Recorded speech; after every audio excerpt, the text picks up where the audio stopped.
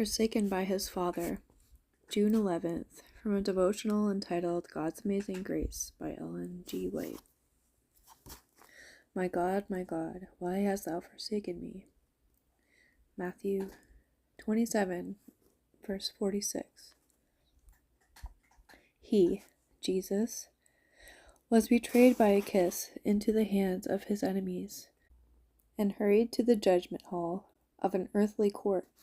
The angelic host beheld with wonder and with grief him who had been the Majesty of heaven, and who had worn the crowns of glory, now wearing the crown of thorns, a bleeding victim to the rage of an infuriated mob, fired to insane madness by the wrath of Satan. Behold the patient sufferer. Upon his head is the thorny crown. His lifeblood flows from every lacerated vein. Behold the oppressor and the oppressed. A vast multitude enclose the Saviour of the world. Mockings and jeerings are mingled with the coarse oaths of blasphemy. Christ, the precious Son of God, was led forth, and the cross was laid upon his shoulders. Thronged by an immense crowd of bitter enemies and unfeeling spectators, he is led away to the crucifixion. He is nailed to the cross and hangs suspended between the heavens and the earth. The glorious Redeemer of a lost world was suffering the penalty of man's transgression of the Father's law. He was about to ransom his people with his own blood.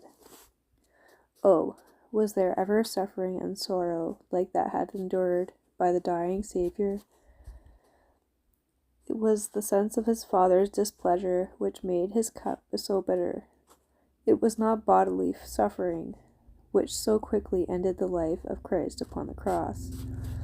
It was the crushing weight of the sins of the world, and a sense of his Father's wrath. The fierce temptation that his own Father had forever left him caused that piercing cry from the cross, my God, why hast thou forsaken me? In his dying agony, as he yields up his precious life, he has by faith alone to trust in him whom it has ever been his joy to obey, denied even bright hope and confidence in the triumph which will be his in the future. He cries with a loud voice, Father, into thy hands I commend my spirit. Luke 23:46. He is acquainted with the character of his Father, with his justice, his mercy, and his great love, and in submission he drops into his hands.